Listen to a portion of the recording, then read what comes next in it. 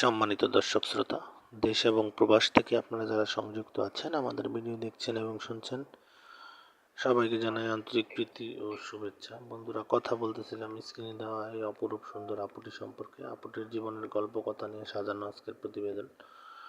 আপুটি কেন প্রতিবেদন আসলো তার সম্পর্কে সবকিছু জানাচ্ছি আপনাদের। আপুটি দেখতে খুবই চমৎকার, ওনার গায়ের রং শ্যামলা, উচ্চতা 5 ফুট 3 ইঞ্চি, স্বাস্থ্য আপনার মিডিয়াম, আর বর্তমান বয়স 18+।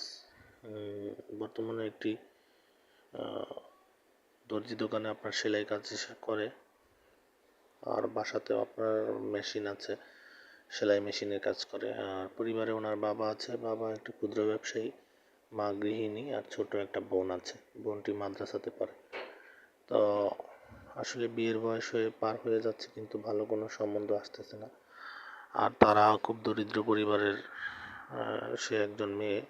ওইভাবে আসলে তার বাবা তার বিয়ে শাদির যে অ্যারেঞ্জমেন্ট, সেটা তার বাবার পক্ষে সম্ভব হচ্ছে না। এখন উনি চাচ্ছে একজন দায়িত্ববান নিঃস্বার্থ একজন লোক, যে তার সার্বিক সব কিছু জেনে শুনে তাকে যৌতুকবিহীনভাবে জীবনসঙ্গী করবে, এরকম একটা ভালো লোকের খোঁজে মূলত সে প্রতিবেদনে এসেছে। উনি কোনো সহযোগিতা চায় না, উনি চায় একজন দায়িত্ববান লোক।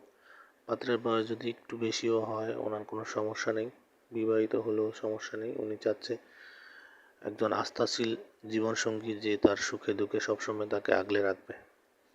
তো মেয়েটি নামাজ কালাম পড়তে পারে, কোরআন পড়তে পারে, আর সে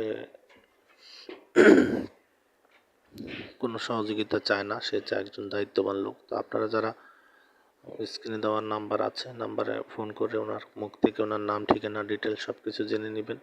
আর আপনারা জানেন যে আমরা ইউটিউবের নিয়মকানুন, কমিউনিটি গাইডলাইন্সের কারণে কারো নাম ঠিকানা বলতে পারি না, সেজন্য আন্তরিকভাবে দুঃখিত।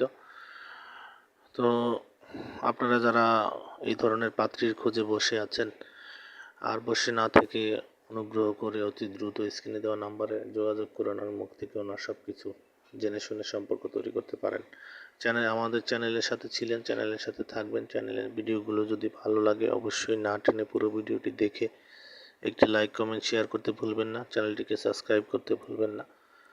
আপনাদের ভালো লাগা, ভালোবাসা নিয়ে আমরা আজকে এত দূর পর্যন্ত আসতে পেরেছি। ভালো লাগাগুলো সারা জীবন অক্ষুণ্ণ রাখবেন, আমাদের চ্যানেলের সাথেই থাকবেন, সেই কামনায় বিদায় নিচ্ছি। আসসালামু আলাইকুম।